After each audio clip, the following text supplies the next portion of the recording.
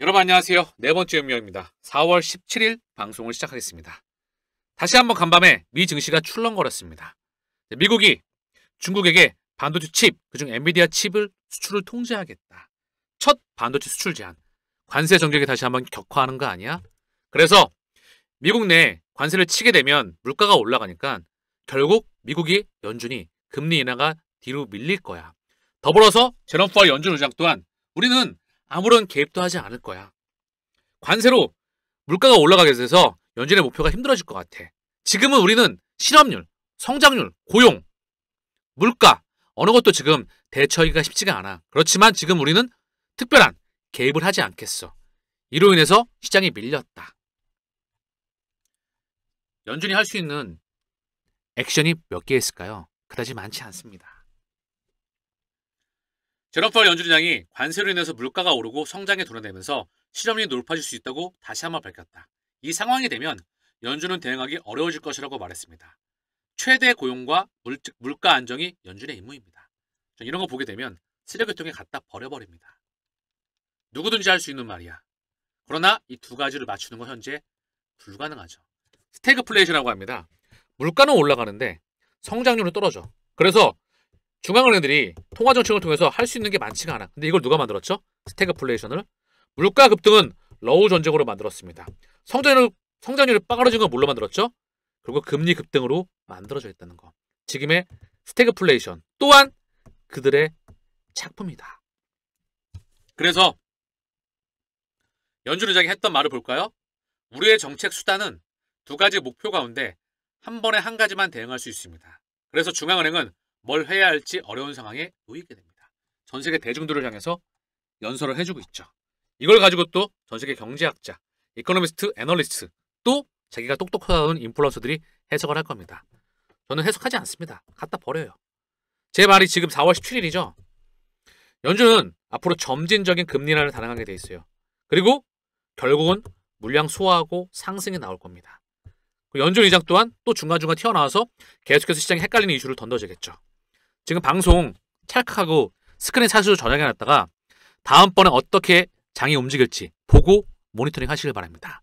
어떻게 시장을 해석해야지만 시장을 읽어낼 수 있는지 알 수가 있다는 거죠. 이미 연준은 성장률, 고용, 물가는 명분입니다. 이미 그들의 스탠스는 금리 인하로 예정되어 있다. 다만 지금 이런 말을 함으로 해서 시장에 불확실성을 줄 수가 있겠죠. 그럼 개인들과 이 수급이 제한되는 거예요. 그들 간의 손바뀜 속에서 어느 정도 구간 이후에 물량 소화하고 상승으로 만들어버리겠죠. 제 방송에는 상승이라는 말이 상당히 많이 나옵니다. 물량 소화와. 왜 그럴까요? 나는 개인적으로 상승을 확신하니까. 상승을 확신하기 때문에 지치지 않아요. 더불어서 공포도 오지 않습니다. 내 멘탈이 흔들거리지도 않죠. 다만 상승을 확신하지 못하는 사람들은 이 장에서 떨어지게 되겠죠. 또다시 급등하고 다 들어올 겁니다. 4월 17일이니까 제 방송을 지금 들으시고 급등 나올 때 제발 들어오지 마십시오. 제발. 지금처럼 지지부진할 때 매집해라. 매집하기 싫을 때 매집하라. 남들이 쳐다도 보기 싫을 때 그때 매집하는 겁니다. 원래 지지부진한 구간과 박스권의 구간은 상당히 길다. 오르는 구간은 정말 짧다. 이 본질을 깨달으시길 바랍니다. 그게 투자의 본질이니까. 허나 많은 사람들이 그 부분을 간과하고 있다는 것이죠. 나스닥이 3.07, 다우가 1.73, S&P가 2.2에서 하락 마감하였습니다. 허나 결국은 이렇게 하다가 상승으로 예정되어 있습니다. 달러의 점진적인 하락. 여기서 단어는 점진적이 제일 중요해요. 급하게 내려가면 경제 위기로 갑니다.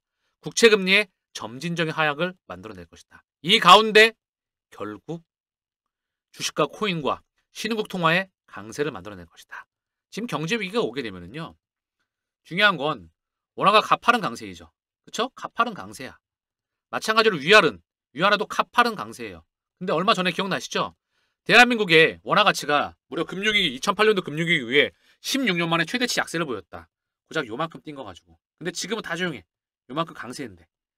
가파른 강세인데 아주 가파른 강세인데 차익 실현 물량이 나온 거야. 누가? 미디어를 통해서 공포 분위기를 형성하고 뻥카를 친 다음에 결국 차익 실현 물량이 나오면서 누군가 환율 시장에서 먹은 장본인이 있다. 누구죠? 바로 그들과 연결되어 있는 세력들입니다. 그래서 신흥국 통화가 특히 원화와 위안화가 강세면 경제 위기는 오지 않습니다. 이 꼴을 뭘까요? 다시 한번 상승입니다. 아시겠죠? 제너펄 연준의장이 또 다른 말을 또 합니다. 중요한 메시지예요. 이거는 들어야 돼. 뭐 성장률이 어떻다, 물가가 어떻다, 고용이 어떻다 이런 거 갖다 버려도 됩니다. 다만 이 이야기는 반드시 중요하다는 거. 직접 언급하고 있다는 거. 코인이 암호화폐가 이제 주류로 진입하고 있어. 관련 은행 규제 부분이 완화할 가능성이 있다는 거야. 규제를 은행에 대해서 전통 금융권이 들어올 수 있도록 규제를 완화해줘야 돼. 암호화폐가 점차 주류로 자리 잡고 있다. 암호화폐 관련 은행 규제가 부분적으로 완화될 것으로 예상된다. 연준은 스테이블코인을 위한 법적 체계 구축을 위해 의회와 협력하고 있다. 달러의 주인장 페드가 스테이블코인을 위한 법적 체계 구축을 위해서 119대 의회와 지금 협력 중이라고 합니다. 그럼 뭘까요? 이게 통화 대혁명입니다. 119대 의회와 함께 스테이블코인 법안이 나온다는 거. 상징적인 의미를 가지고 있다. 미국 스테이블코인 법안 통과 시에 공급량 약 10배가 증가할 전망이다. 이게 시장으로 유동성이 대폭 들어오게 됩니다. 올해만 50개 이상 스테이블코인 출시가 지금 예상이 되고 있어요. 자, 그러면 찰스 호스킨슨이 이런 말을 합니다. 스테이블코인 법안이 통과가 되게 되면 웹3, 웹 3.0 시대에 빅테크들이 본격적으로 코인 시장에 들어올 수밖에 없어요. 이거는 100% 정해진 흐름입니다. 그럼 뭐죠? 스테이블코인의 막대한 유동성이 이 가상자산으로 들어올 수밖에 없다는 거죠. 그 법안이 통과가 됩니다. 이는 곧 시장 파이의 대폭 확장을 의미한다. XRP 레버리지를 비롯한 XRP 선물, CFTC 규제를 받는 XRP 선물, 레버리지, 인버스 이 파생이 대폭 많이 나왔었죠. 이것 또한 시장 파이 확장을 의미하고 있다.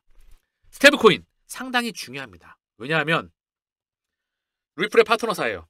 이미 스트라이프, 세계적인 결제 플랫폼이죠. 이 스트라이프와 함께 페이팔, 세계적인 결제 플랫폼이죠. 이 스트라이프가 얼마 전에 조 단위가 넘는 금액을 들여서 스테이블코인 업체를 인수하게 됩니다. 그리고 리플의 한 중심에 있죠. 중국 중앙은행, 텐센트의 결제망 위챗페이, 알리바바의 결제페이, 알리페이, 위챗페이와 알리페이를 통해서 중국의 CBDC는 보급되고 있습니다. 이게 다시 한번 디로컬, 리플의 공식 파트너사 리플, 스트라이프로 동양과 서양이 연결되고 있죠. 여기에 구글페이와 애플페이, 이를 통해서 오늘 또 아마존페이와 연결될 수 있다는 소식이 나오고 있습니다. 아마존 웹 서비스와 리플렛은 공식 파트너사예요. 100% 예정되어 있다는 거죠. 이는 곧 리플 소송을 보니까 60일 이후 6월 9일이 언급되고 있어요. 공식적인 발표. 이제 합의, 소송 지연에 대한 합의, 죄송합니다. 소송 지연에 대한 법원에 대한 승인이 나왔어요. 60일 뒤에 이제 폴 애킨스 신임 위원장이 그 공식 종료를 발표하게 될 겁니다. 자, 보시면 얼마나 중요한 이 지도인지 전 세계 결제망이 하나로 연결되고 있으면 우리는 직감해야 됩니다. 파운더스 펀드, 피터 트리저, 페이팔의 공동 창립자, 유니온페이, 비자와 마스터카드와 더불어서 세계 3대 결제망이죠. 이미 비자와 마스터카드도 여기 연결되어 있습니다. 그리고 JP 모건, 아마존, 당연히 연결되겠죠? 아마존의 웹 서비스와 리플은 연결되어 있습니다. 앤드레스 호로이츠, 여기에 암호화폐 책임자, 전 책임자죠. 그가 CFTC 위원장으로 지금 부임하였습니다. 그리고 스탠더드 차타드, 리플의 공식 파트너사이자 공식 투자자. 산탄데르, 스페인 넘버 1이죠. 리플의 공식 투자자이자 공식 파트너사. 우버와 디디 주식, 세계 넘버 1, 2의 공유자동차 플랫폼입니다. 에어비앤비, 그쵸? 세계 넘버 1 숙박 플랫폼. 리프트, 이렇게 보듯이 세계 구글, 아마존을 비롯한 애플 쭉 다 연결되어 있죠. 결국 스테이블코인 발행 플랫폼의 스테이블코인 법안이 통과가 되게 되면 웹 3.0 시대가 본격적으로 문호를 열게 됩니다. 그 와중에 시장의 문을 열어 제끼고 있다는 것이죠. 정신 번쩍 차리시길 바랍니다. 그들의 흔들기에 놀아나지 마시고. 미국 법원 SEC 리플 항소 보류를 승인하였습니다. 법적 분쟁 마무리 임박하였다. 마무리 임박 지겹죠. 허나 진짜 끝이 납니다. 제2 순회 항소법원은 양측의 소송 유예 명령을 내리고 모든 절차에 대한 일시 중단 명령을 내렸다. 이후 SEC는 60일 이내에 진행 상황에 대한 보고서를 제출할 예정이다. 리플과 SEC 간의 법적 소송은 6월 9일 새로운 소식이 업데이트될 것으로 전망되며 SEC는 제안된 합의안에 대해서 내부적 검토 이후에 투표를 진행할 것으로 보여진다. 양측의 합의안이 인출을 통과한 새 SEC 위원장 폴 애킨스와 위원들에게 승인을 받을 경우 그대로 종결될 것으로 보고 있다. 6월 9일 종결이 지금 예정되고 있습니다. 신임 SEC 위원장이 취임하게 되죠. 그리고 그가 취임함과 동시에 암호화폐 취임 후 100일 동안 전례 없는 개혁 12가지를 도입하게 됩니다. 리플과의 소송의 공식적인 발표, 이더리움 혐오 ETF의 스테이킹 도입과 함께 여러 대규모 전례 없는 12가지가 도입됩니다. 그런데 오늘 방송을 마치면서 알려드리죠. 이 개혁의 시장 파의 문을 열고 있는데 시장을 붕괴시킬까요? 시장을 확장하고 있죠. 그러니까 지루하게 만들고 지치게 만드는 거고 흔드는 겁니다. 이 지루한 장세를 못 견디면 그냥 투자를 하지 마십시오. 정선에 가서 마카오에 가서 도박을 하시길 바랍니다. 제대로 투자를 배우시길 바라요. 누구를 만났느냐가 본질을 보는 첫 번째 원칙이 되겠죠. 그래서 기연이라고 합니다. 다만 아쉬운 건 대한민국 사람들이 저를 모른다는 거죠. 이 방송을 보시는 분들께서 이 채널을 통해서 또는 멤버십을 통해서 많은 부분을 얻어갔으면 합니다.